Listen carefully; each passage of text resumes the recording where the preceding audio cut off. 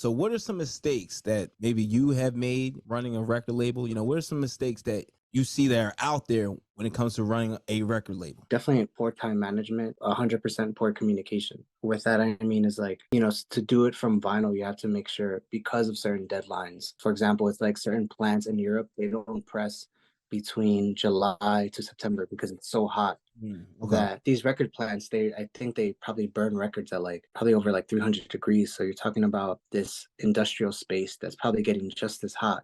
So you're getting these records off the press that are like malleable, so you're not getting straight records. They start to warp. All sorts of things can go wrong. So you have probably about 2 months. And on top of that, you have to make sure you're fitting into their timeline because everybody's trying to, have a hit record for the summertime because summertime is, spring and summertime is festival season. And so you want to make sure you have your promos ready. You want to make sure. And that just comes with just being on top of everybody that you're working with, from the mastering engineer to your art person, to the person who's getting your labels, to the person who's doing your masters and your stampers, and then finally your vinyl. So it's definitely just about, again, like, the time management of like, who do I need to contact at this time, making sure that all your affairs are in order. Because with me, as far as like when it comes to running a label, I don't rush my artists. Some labels, they do rush their artists to fit into certain deadlines. I make sure that I roll my communication if my artist is not ready, because I'll never put out a record if my artist is not 100% on board with it. And that's the other communication piece, is like finding out, especially if your artist is a touring DJ or a touring producer, you want to make sure that at least that they're,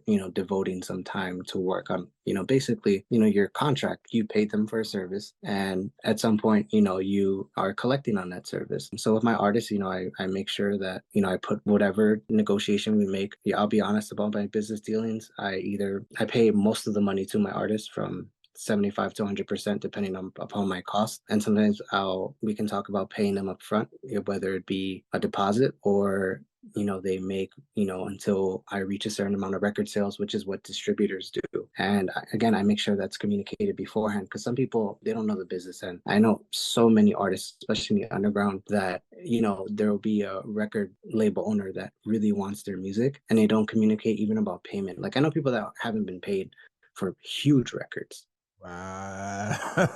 you know, Wow. but If you're enjoying the content you're watching right now and you want to level up and create vibes at all the events you DJ at, well, make sure you subscribe to us right